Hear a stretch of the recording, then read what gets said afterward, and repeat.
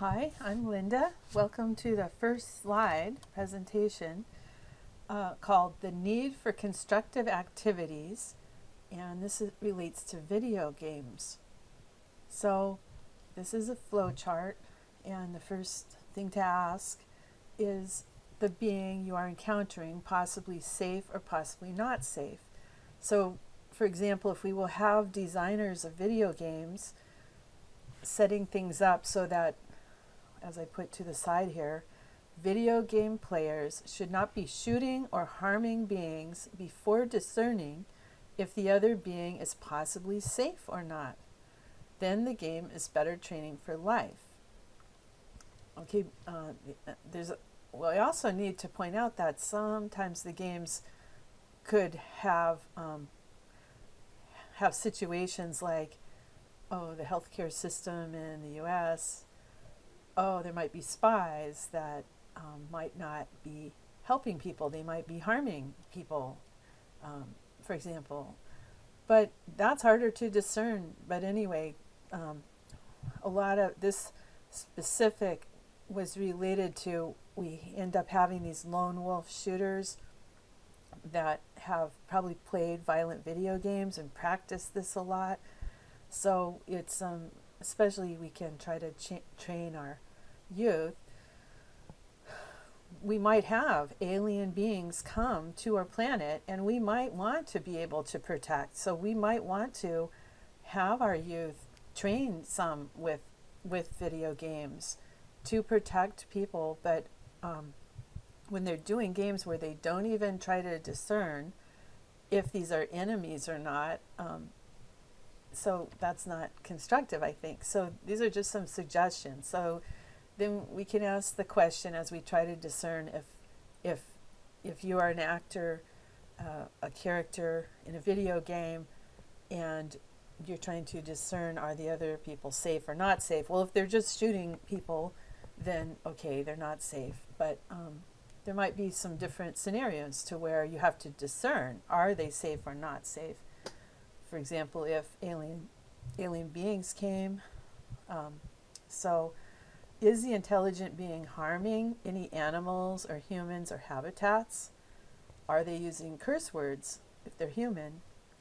So if either of those things is yes, then protect yourself. The being could harm you. The being could be unaware of God, atheistic, or angry at God.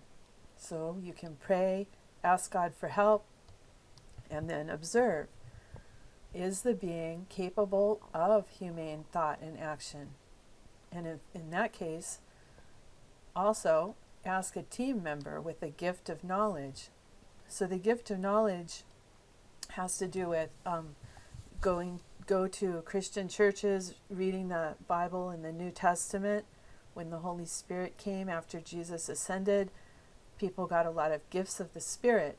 There are quite a few different gifts of the Spirit. One of them is a gift of knowledge. So that is tuning into the Holy Spirit. A person with that gift could look at the person, even in a photograph, quite possibly, even hearing their name, and have extra information about that person. What is the nature of their heart, for example? Or, I don't know, that might be a separate gift too, to be able to look at someone and decide what is the nature of their heart, what's in their heart. That is a gift Jesus demonstrated. He demonstrated gift of knowledge, probably. I can't remember. Just there's also the gift of that's kind of like the gift of connecting with God. So he demonstrated that gift. Okay, so let's just go back up to if they're using curse words, and the answer is yes, it's a human, right? So call on Jesus. Well, I have that asterisk because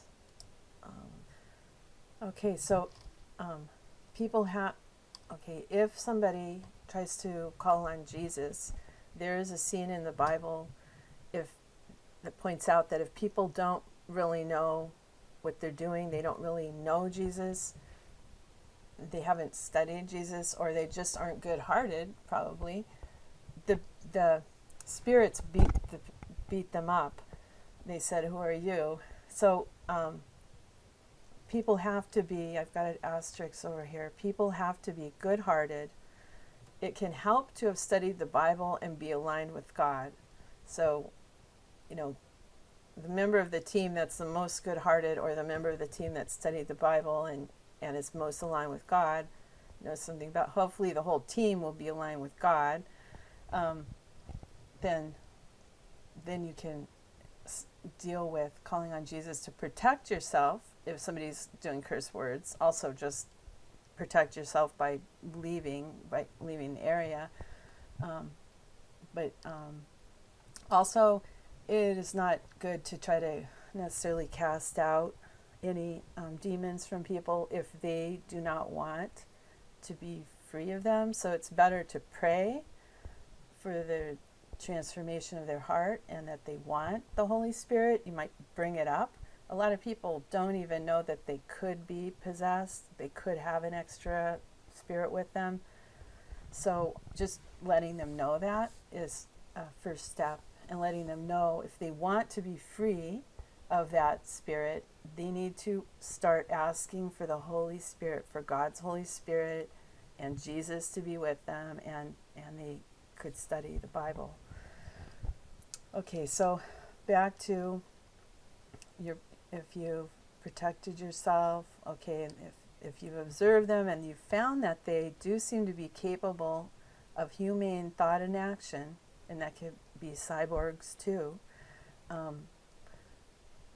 For a cyborg or a robot, you could ask them, do they have a Ten Commandment chip? You could ask them, are they programmed to harm humans or to not harm humans? They might answer you. But anyway, so if they are capable of humane thought and action, you can also discern this by looking, are they helping people, animals in the planet? You could figure out their language, or a common language like sign languages and pictograph languages to try to communicate. And from a protected area, you can ask them, do they know the creator of the universe? Do they fear God? Do they know of Jesus? Do they want to know of Jesus or God? What do they know of peace, leadership, and etc.?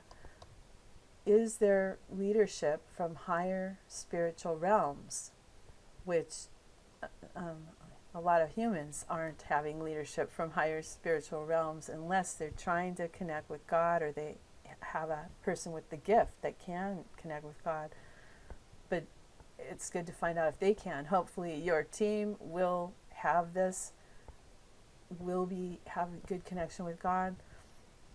And then ask about details about their peaceful, sustainable culture. So if they said they are peace-oriented, if you ask details and they can't tell you those details, then you're discerning if they're truthful or not. Okay, so that's all part of it. If they're not capable of humane thought and action, then protect yourself. The being could harm you. And pray, ask God for help, and be prepared for defense. So thanks for listening, and tune in to part 2, the second slideshow. Let me show you the last slide here. Thanks for watching or listening to this presentation. Also look for the book, The Case for God, 81 Points for Peace. And this has been an Eco Peace Vision production. And so far I have 3 of these, 3 units, 3 groups of slides about this topic.